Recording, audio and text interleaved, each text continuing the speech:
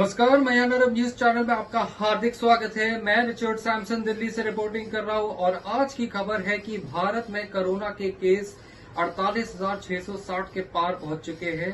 अब तक मौतें 32,000 के पार हो चुकी है। The corona cases in India has crossed over 48,660. The death toll crosses 32,000. Partial lockdowns have been imposed in many states of the country to prevent the spread of COVID-19. Every state is making this decision at its own level. Lockdown has been imposed in Maharashtra, Nagaland, Tamil Nadu, Jharkhand and Bihar till 31st of July.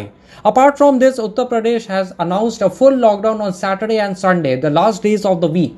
Lockdown has been imposed on weekends in Dehradun, Nainital, Haridwar and Uttarakhand. In recent times, cases of corona have been increased in these districts. Meanwhile, coronavirus cases have crossed 13 lakhs in the country. Kerala has announced a complete lockdown in coastal areas from July 18th. There is a lockdown on every Sunday in Madhya Pradesh. There will also be a lockdown in Coimbatore and Tamil Nadu from 25th of July to 27th of July. At the same time, there will be lockdown in West Bengal on 2 days of the week, that is Wednesday and Saturday. New 48,661 cases in 24 hours. According to data from the Union Health Ministry till 8 am on July 26th, the total number of positive cases in the country has increased to 13,85,522. There are 48,661 new cases in 24 hours. Of the total cases, 4,67,882 are active cases, while 8,85,577 patients have been healthy or discharged. So far, from COVID, from 19 to 32,000 people have died. There have been 705 deaths in the last 24 hours. Phase 1 human trial of Covaxin starts. Human trial of the first phase of the first COVID-19 vaccine developed in India, Covaxin, started at AIIMS on Friday. The first dose of this injection was given to a 30-year-old man. Dr. Sanjay Rai, professor of Center for Community Medicine, AIIMS, said that till last Saturday, more than 3,500 people have registered for its trial in AIIMS.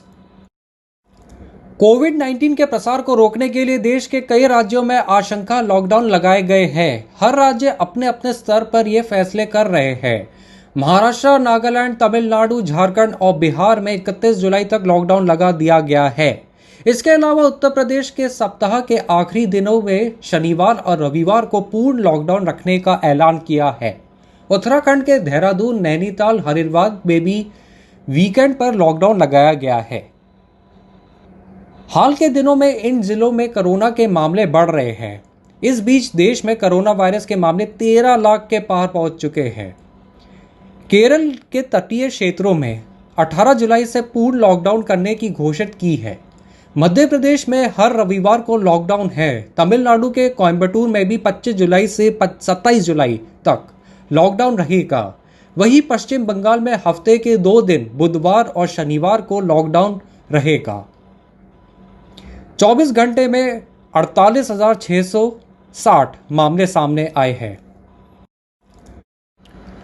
केंद्रीय स्वास्थ्य मंत्रालय की ओर से 26 जुलाई सुबह 8 बजे तक के आंकड़ों के अनुसार देश में कुल पॉजिटिव केस की संख्या 13,85,522 हो गई है। 24 घंटे में नए 48,660 मामले आए हैं।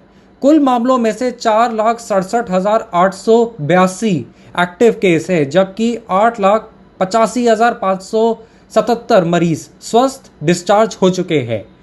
अब तक कोविड-19 से 32,000 लोगों की मौत हुई है।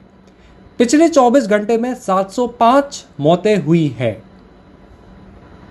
भारत में विकसित पहली कोविड-19 वैक्सीन कोवैक्सीन के पहले फेज का ह्यूमन ट्रायल शुक्रवार को एम्स में शुरू हो गया है। 30 साल के एक व्यक्ति को इस इंजेक्शन की पहली डोज दी गई है।